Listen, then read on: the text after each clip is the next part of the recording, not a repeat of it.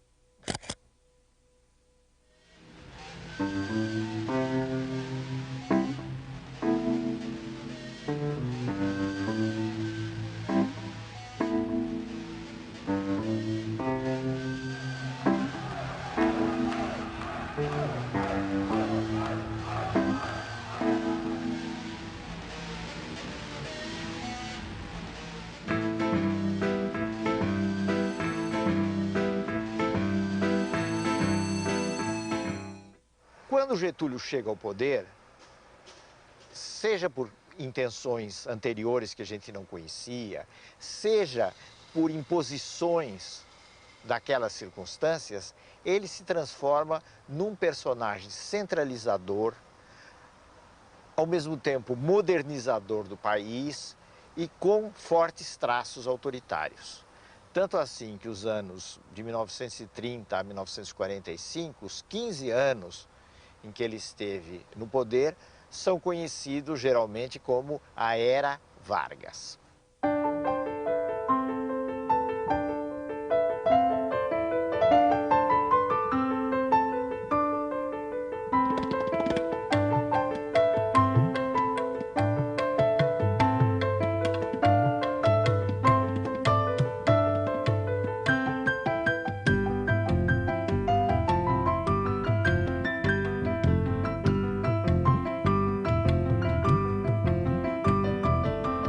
Getúlio teve que enfrentar problemas internos do seu governo, das forças que o apoiavam, e problemas externos da oposição.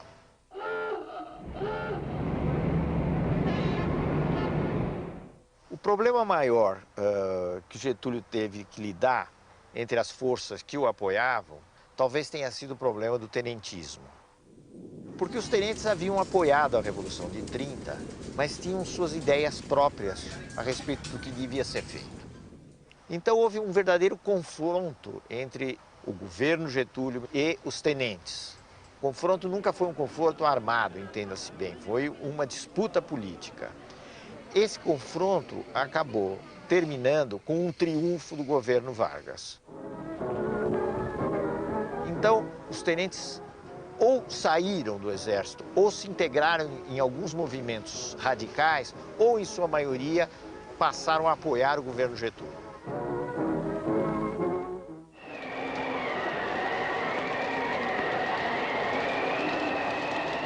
Os problemas externos vinham principalmente das elites regionais dos estados, que não se conformavam com a política centralizadora.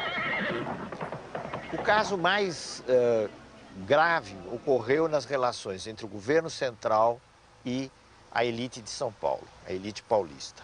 Na realidade, Getúlio maltratou a elite paulista. Ele não teve o jogo de cintura que ele teria mais tarde com as várias forças sociais com a elite paulista.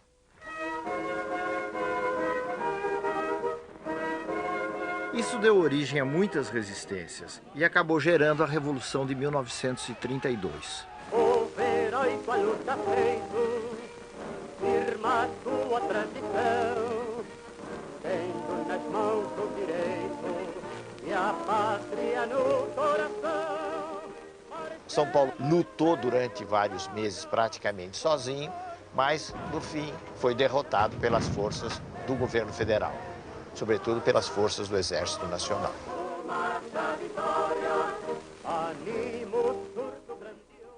A Revolução de 1932 foi chamada de Revolução Constitucionalista porque os revolucionários queriam que fosse interrompida a ditadura que Getúlio tinha implantado, que ele denominou de governo provisório, ele não falava em ditadura nessa época, queria interromper com a convocação de uma Assembleia Constituinte para se aprovar uma Constituição no país e se implantar um regime democrático. Nesse sentido, a Revolução foi vitoriosa. Ela foi derrotada pelas armas, mas ela pôs na ordem do dia a necessidade que havia de se dar uma forma legal para o país. E se interrompeu o governo que Getúlio estava chefiando e que era chamado de governo provisório. Então, Getúlio Vargas convocou eleições, que foram realizadas em maio de 1933, para uma Assembleia Constituinte. Essa Constituinte aprovou uma Constituição em julho de 1934. 16 de julho de 1934. A República Brasileira tinha sua segunda Constituição. Jornada de 8 horas, proibição de trabalho a menores de 14 anos, repouso semanal obrigatório, férias remuneradas, eram alguns dos... Mas talvez, do ponto de vista político, a coisa mais importante da Constituição de 1934 foi a instituição do voto secreto. Essa Assembleia, depois que se reuniu e aprovou a Constituição, foi ela mesma quem elegeu presidente da República por voto indireto, o Getúlio Vargas. Em frente ao Palácio Tiradentes, o povo assiste à chegada do carro presidencial. Uma delegação de constituintes recepciona o chefe do Executivo. O recinto da Câmara dos Deputados estava completamente lotado. Há 8 anos que não se realizava uma cerimônia deste gênero.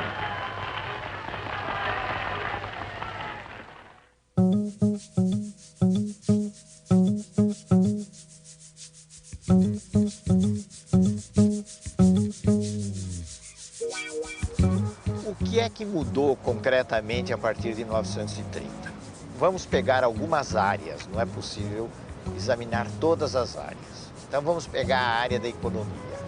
O que aconteceu durante os anos 30, até o final dos anos 30, foi o fato de que o Brasil tinha condições de produzir café numa escala muito maior do que um mercado mundial em crise podia absorver.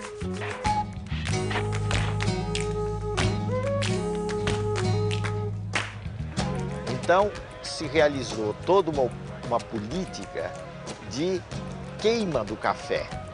O governo comprava o café dos cafeicultores e queimava o café para regular a oferta no mercado internacional.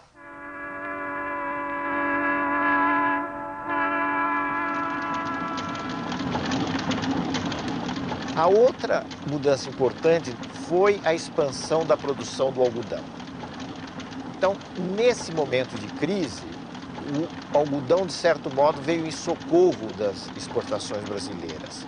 E isso tem a ver com um fenômeno europeu, que foi o fortalecimento da Alemanha, infelizmente sob o controle de Hitler, e foi essa Alemanha nazista que começou a comprar em grande escala para a produção de tecidos o algodão brasileiro.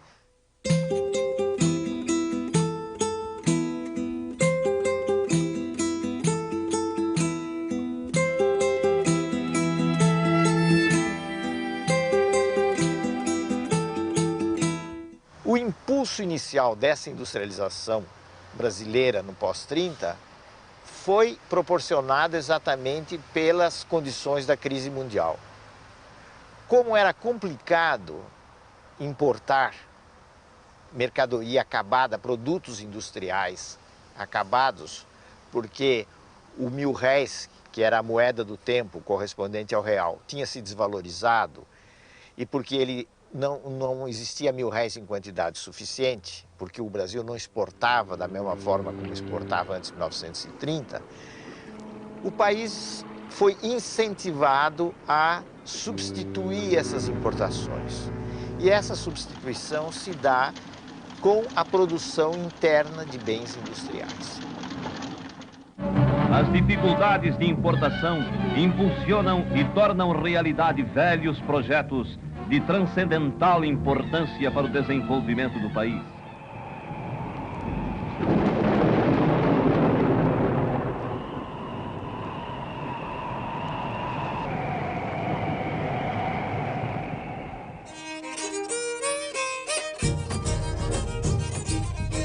Sobretudo a partir de 1930, com exceção dos japoneses, a mão de obra estrangeira deixou de vir para o Brasil. E a mão de obra utilizada nos grandes centros do Centro-Sul foi principalmente aquela que migrou de pequenas cidades mineiras e que migrou do Nordeste, entrando principalmente na atividade da construção civil e da atividade industrial.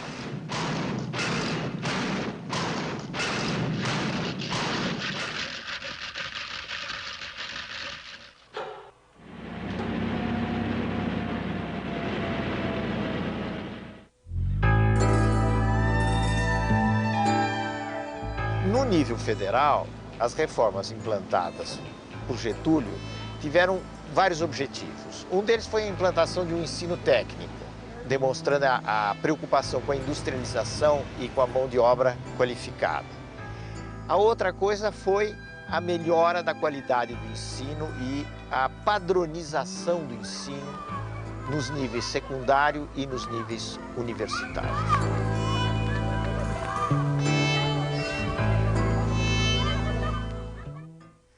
Tudo isso foi muito importante, mas nós não devemos esquecer também o fato que a política getulista liquidou as condições de existência de um sindicalismo autônomo, isto é, de uma organização própria dos trabalhadores. Ele fez tudo isso de cima para baixo, autoritariamente, como era o seu estilo.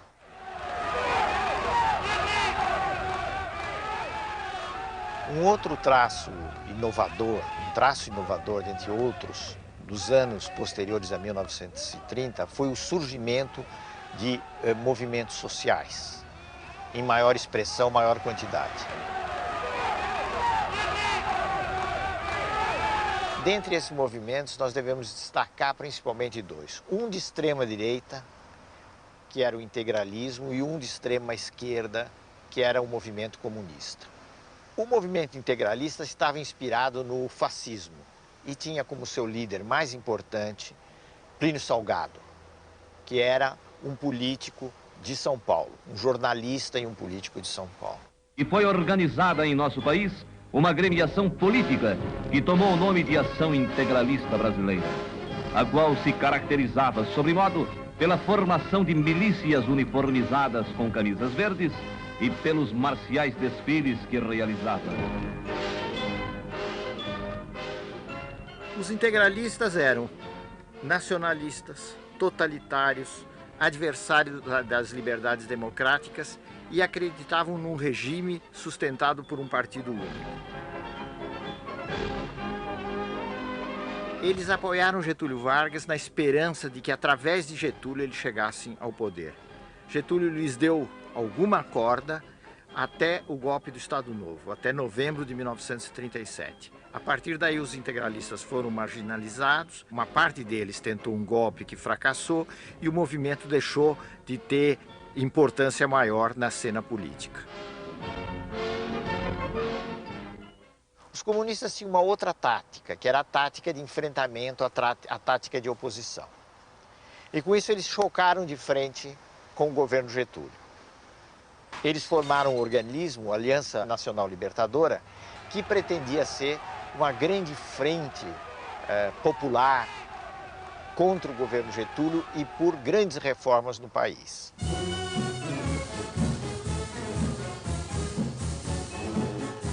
O governo fechou a Aliança Nacional Libertadora, aplicou à aliança uma legislação repressiva, que era a Lei de Segurança Nacional, e colocou os comunistas na ilegalidade. Eles partiram para uma iniciativa de revolução que, na realidade, acabou resultando numa verdadeira aventura, que foi a chamada Intentona Comunista de novembro de 1935.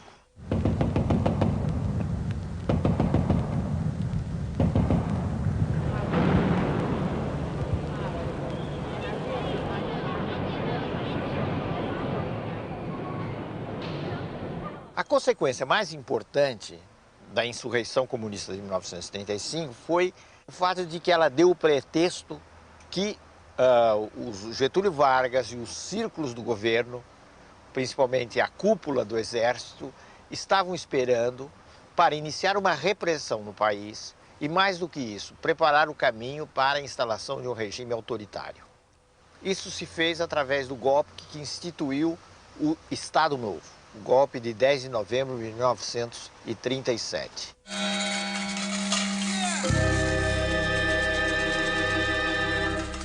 Praticamente sem nenhuma resistência, sem nenhuma oposição, forças policiais fecharam o Congresso e se iniciou um novo regime no país, que era o Estado Novo. Esse foi um regime que assumiu claramente feições de uma ditadura sob o comando de Getúlio Vargas. Quando as competições políticas ameaçam degenerar em guerra civil, é sinal de que o regime inconstitucional perdeu o seu valor prático, subsistindo a... Foram suprimidas as eleições, foram suprimidos os partidos, foi suprimida a liberdade de expressão, que é uma coisa muito importante.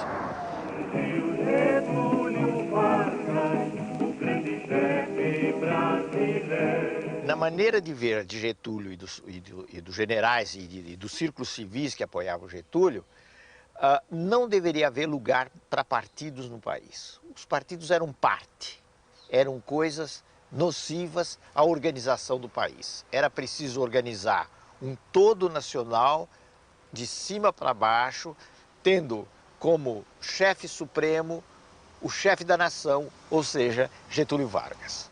Getúlio Vargas cuida do lar do trabalhador brasileiro.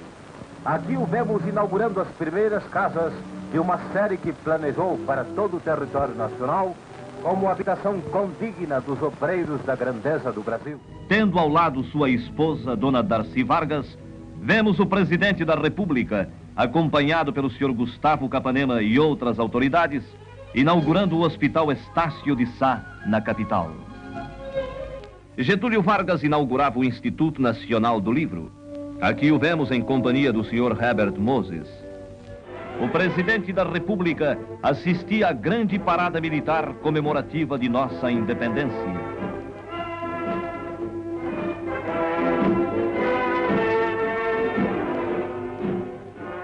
O presidente Vargas, acompanhado pelos generais Eurico Gaspar Dutra e Góes Monteiro, procedia ao lançamento da pedra fundamental do novo Palácio da Guerra.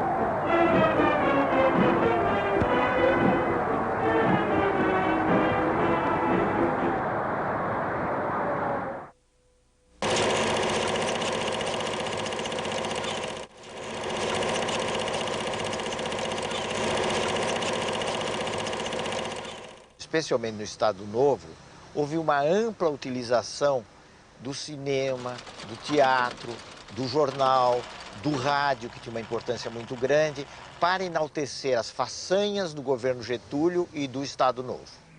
O ambiente nacional tem reagido sabiamente contra esses agentes de perturbação e desordem. A propaganda insidiosa e dissolvente apenas impressionou os pobres de espírito e serviu para agitar os mal-intencionados. E isso representou alguma coisa de muito diferente, vamos dizer assim, de inovador, se considerarmos o que era o Brasil anterior a esse período. Regulieren Pulsaten geschossen. Zeit 5:45 Uhr.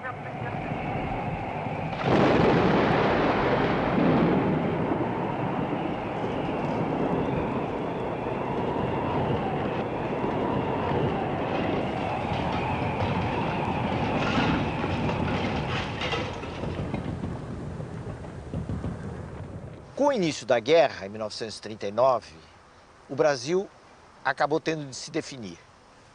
E Getúlio, que até 1941, mais ou menos, mostrara muitas simpatias pela Alemanha e pela Itália, acabou se inclinando pelas forças democráticas. Isso por razões muito práticas, muito de ordem prática. Ele percebia que ele estava num determinado campo, no mundo ocidental, com os Estados Unidos, ali em cima, o chamado Grande Irmão do Norte, com um pouco de ironia, né? E que fugir desse campo era uma aventura extremamente arriscada. Então, em alguns meses, ele decide essa inclinação em favor das chamadas potências aliadas, as potências democráticas. Isso já no curso da Segunda Guerra Mundial.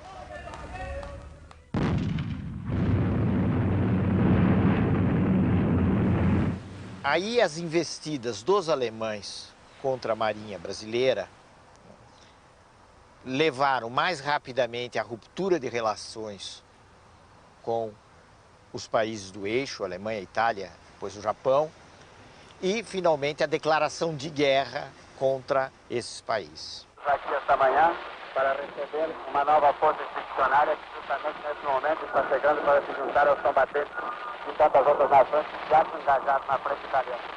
É a força expedicionária brasileira, a primeira força do Brasil, a primeira da América Latina que atravessa o mar. Essa força foi cuidadosamente escolhida, treinada a fundo. É uma tropa bem disciplinada. O Brasil enviou elite do seu exército para se bater no solo italiano ao lado dos canadenses na seleção de Francisco. Estão desembarcando agora. Vocês certamente ouviram o ruído do seu passo de massa que desce pela prancha do grande transporte do Brasil.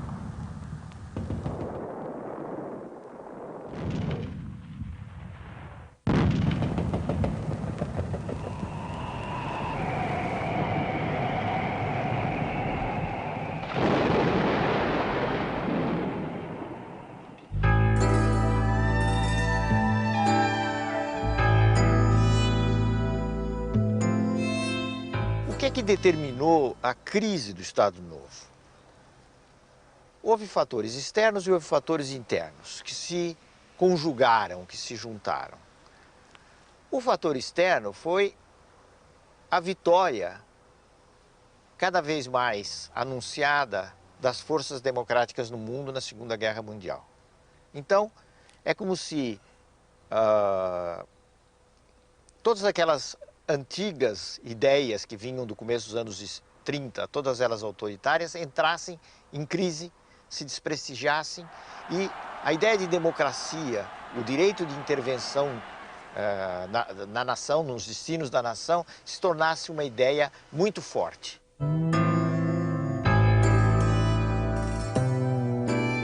Getúlio foi sensível a essa situação nova, esse novo quadro que começou aí por volta de 1944, mas, ao mesmo tempo, ele fez uma jogada arriscada. A jogada foi tentar se apoiar num certo tipo de mobilização popular, como ele nunca tinha feito no passado. Para isso, ele foi encontrar apoio naqueles setores políticos e de trabalhadores que o haviam sempre sustentado.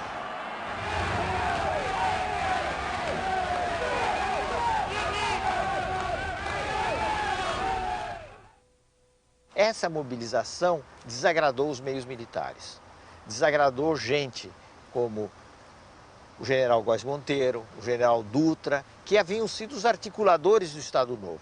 Então, muitas vezes se diz que o Estado Novo foi derrubado por aqueles mesmos homens que o haviam implantado.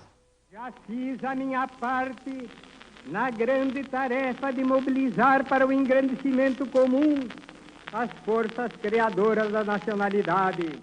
O Getúlio foi deposto praticamente a frio e duas coisas são importantes. Primeiro, que ele conservou intacto o seu prestígio popular. E a outra coisa é que não houve, da parte dos generais e das elites civis que depuseram Getúlio, a intenção de jogá-lo para fora do jogo político. E a crise teve como consequência a renúncia de Getúlio Vargas, que em 29 de outubro de 45 deixou o Catete rumo a Itu, sua fazenda no município de São Borja.